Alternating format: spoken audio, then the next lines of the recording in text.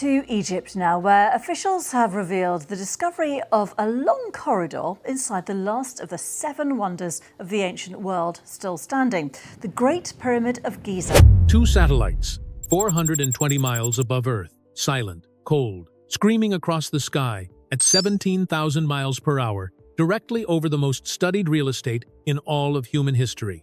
And what came back from those satellites in March of 2025 is going to make you question everything you were ever taught about ancient Egypt. Not because the data was corrupted, not because the instruments failed, but because what the radar was showing them shouldn't exist. Not at that depth, not at that scale, not with that kind of geometric precision. For 4,500 years, the pyramids of Giza have sat in the desert, studied, measured, photographed from every conceivable angle. We thought we had them figured out. We were wrong, because here's what the satellites found. A structure so massive, so precisely engineered, so deep beneath the desert floor, that the researchers who discovered it reached for a word nobody expected to use out loud about ancient Egypt. They called it a city, an underground city, sitting in total darkness, 2 kilometers beneath the sand. And once you understand what's actually down there, the pyramids above will never look the same way again.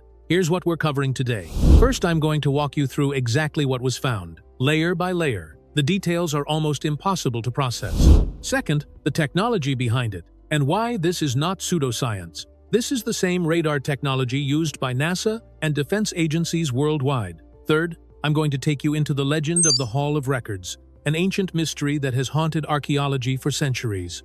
And why this discovery just made that legend look a lot less like myth and a lot more like a set of GPS coordinates. And fourth, why Egypt will not let anyone near this site. Because there is a question buried at the center of all of this that nobody in power seems willing to answer. Stay close, because by the time we're done, you'll understand why this story broke the internet in March 2025 and then went quiet almost immediately. That silence, that disappearance from mainstream headlines, that might actually be the most interesting part of this entire story. Let's start with what we've been told. The pyramids at Giza were built around 2500 BC, commissioned by 3 pharaohs, Khufu, Khafre, and Menkaure, as royal tombs, monuments to death, built by laborers using ramps, wooden sledges, and raw human muscle.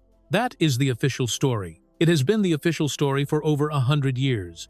And look, parts of it hold up. We've found the workers' villages. We've found administrative papyri describing pyramid logistics. There's real archaeological evidence for the builders. That's not in dispute. But here's what most people were never taught. Beneath the desert floor at Giza, there have always been anomalies, things that don't fit neatly, things that mainstream Egyptology keeps quietly filing away under unexplained.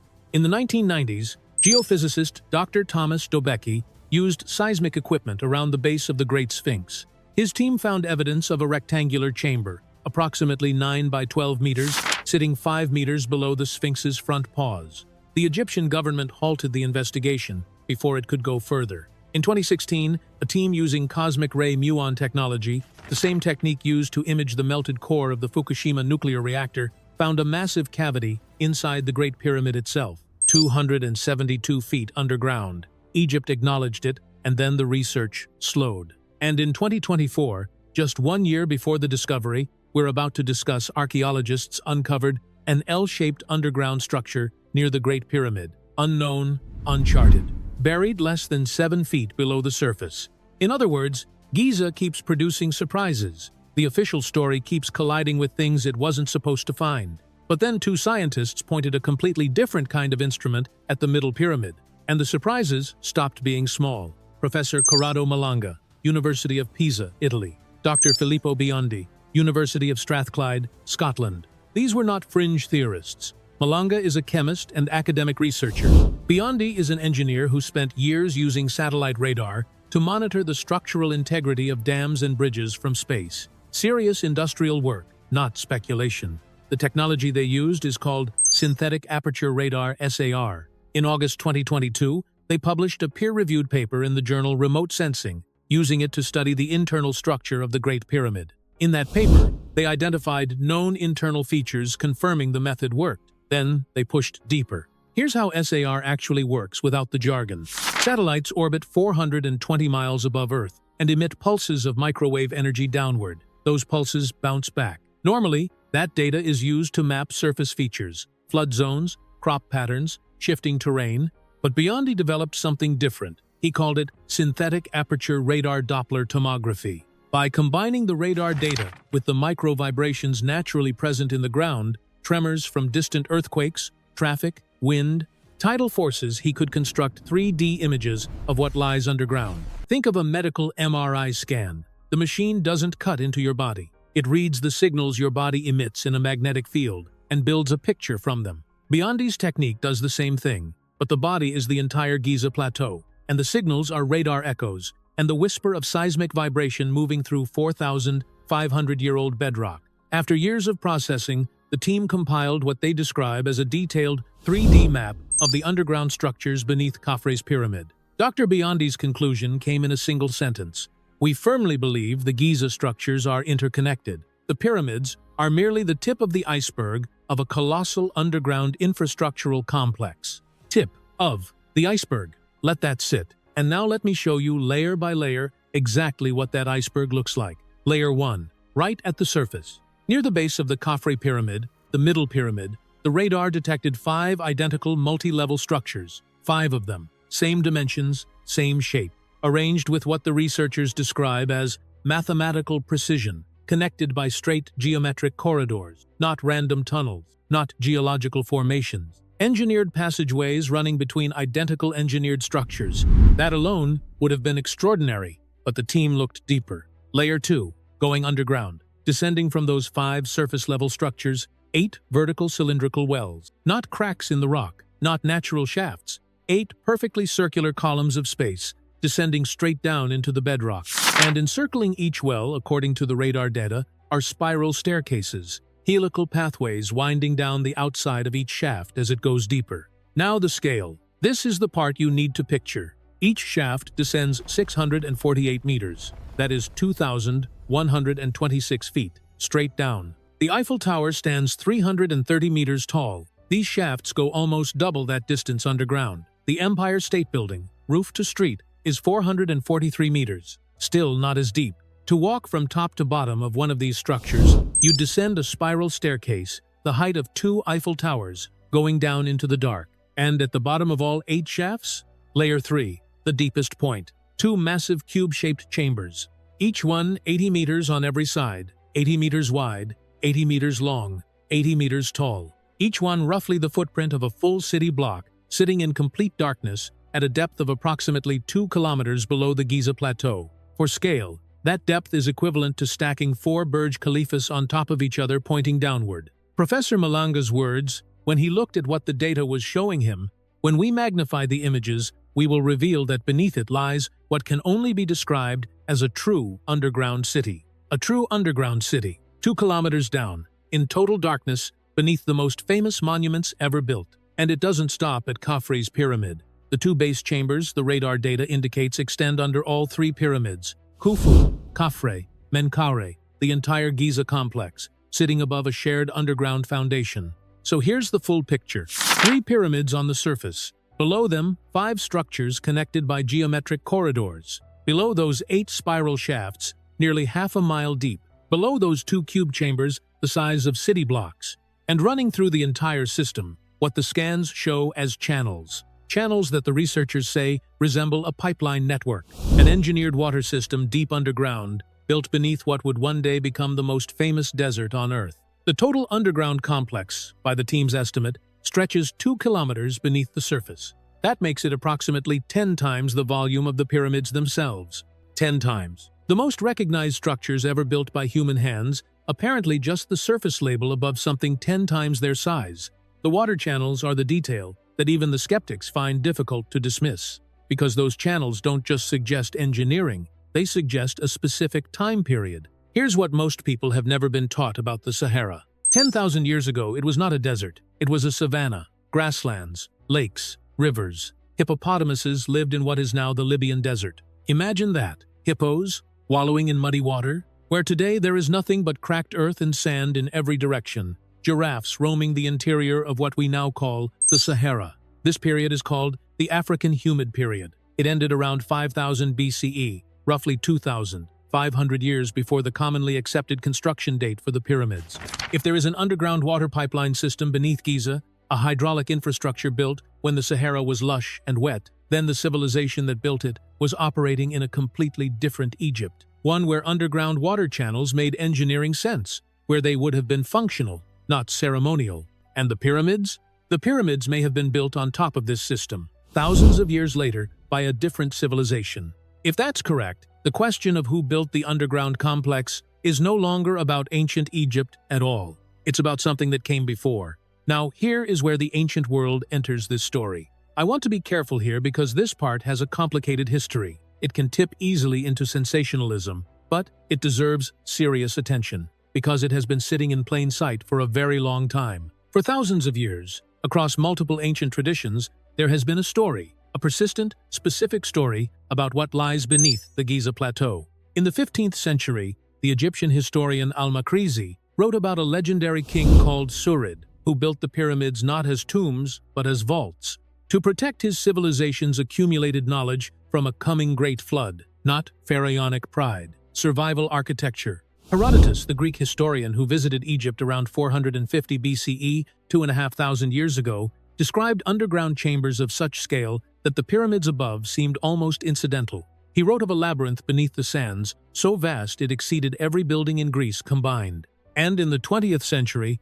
an American named Edgar Cayce described in precise detail an underground library beneath the Giza Plateau. He called it the Hall of Records. Built around 10,500 BCE, he said, by a civilization that predated Egypt entirely, to preserve their accumulated knowledge before catastrophe erased them. Mainstream archaeology has always dismissed every one of these accounts as myth, but now the Khafre Project team is making a direct connection. They suggest that the two massive cube chambers, their radar detected 80 meters on each side, sitting in darkness 2 kilometers underground, could be exactly what every one of those ancient accounts was describing. Not metaphor. A location.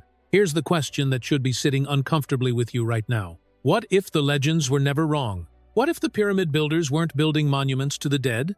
What if they were building the most indestructible markers ever conceived? Structures designed to be impossible to miss, built to last for millennia, pointing downward at something they were protecting.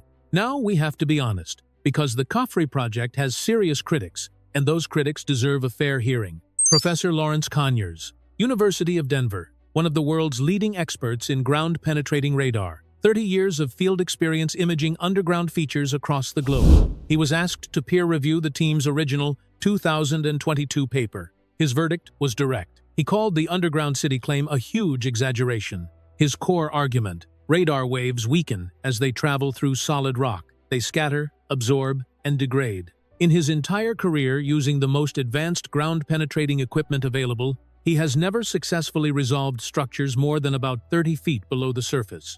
The idea that satellite-based radar can image structures thousands of feet underground, he says, goes against established physics. Dr. Zahi Hawass, Egypt's most prominent archaeologist and former Minister of Antiquities, was blunter. He called the claims utterly baseless and fake news from an amateur group. He stated clearly that no radar equipment had been used at the Khafre site, no permissions had been granted to this team, and the Egyptian Supreme Council of Antiquities had zero involvement with their research.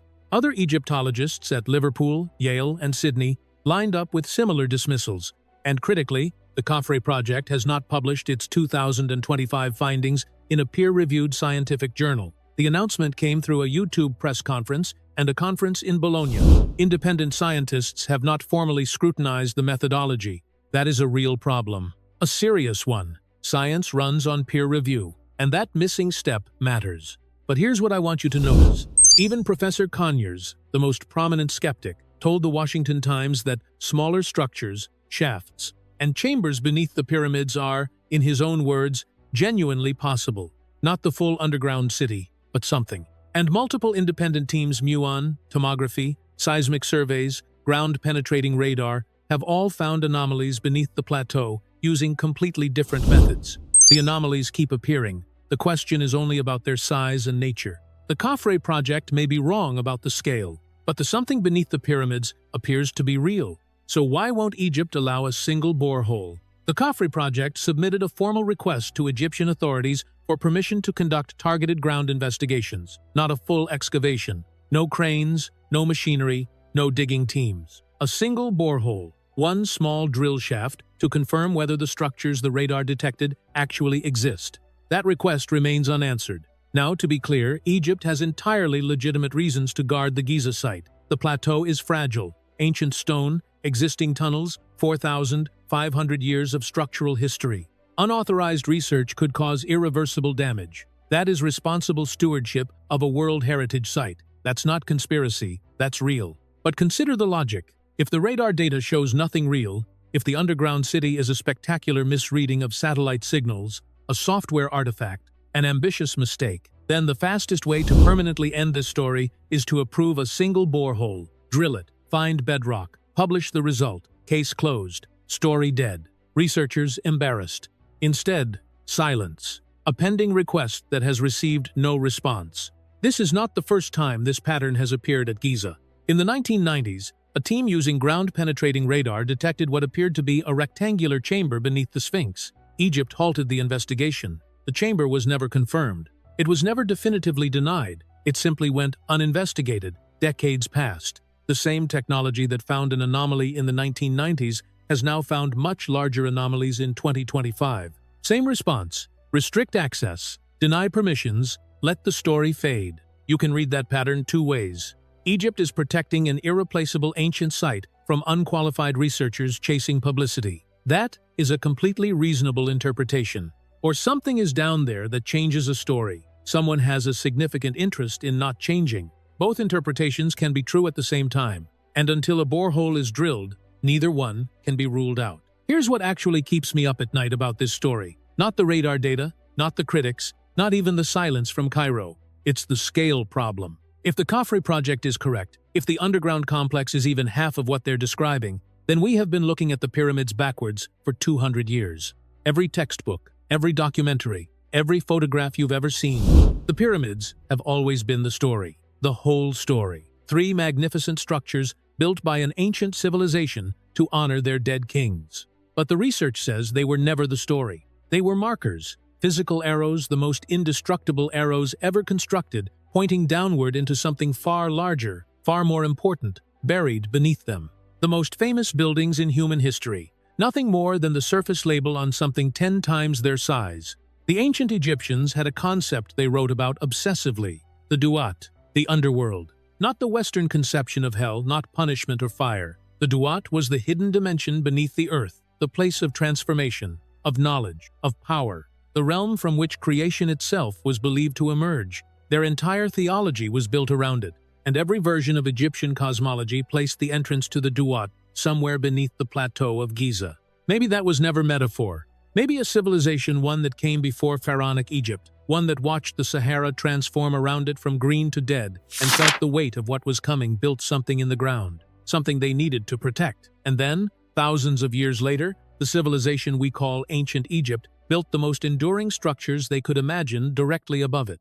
Not to impress each other, not even to impress the gods, to make sure the location could never be forgotten. The pyramids as a marker, not a tomb but a sign. Here, below this, look here. We just spent 4,500 years staring at the sign and never looked where it was pointing. The Khafre project team says their work continues. More data processing, a planned peer-reviewed publication, a continued request for Egyptian authorities to approve ground investigations. Whether this turns out to be the greatest archaeological discovery in modern history or an elaborate, spectacular misreading of satellite data, we will know the same way, when someone drills a hole. Until then, the underground stays silent. The satellites keep passing overhead. And 2 researchers in Italy and Scotland keep refining a 3D model that either rewrites everything or becomes a cautionary story about the limits of confidence in new technology. But here's the last thing I'll leave you with. Even if the Khafre project is wrong about every single measurement, wrong about the scale, wrong about the depth, wrong about the chambers, the question they've forced onto the table is completely real. We have spent 2 centuries studying the most famous monuments on Earth, primarily from above, and we still do not know what's underneath them. That gap between what we think we know and what we haven't looked for is the most interesting address in archaeology. And the fact that a single borehole could answer it, and that borehole has not been drilled, tells you everything you need to know about why this story refuses to go away. One question in the comments before you go. Should Egypt approve the excavation? Yes or no? I read every single one.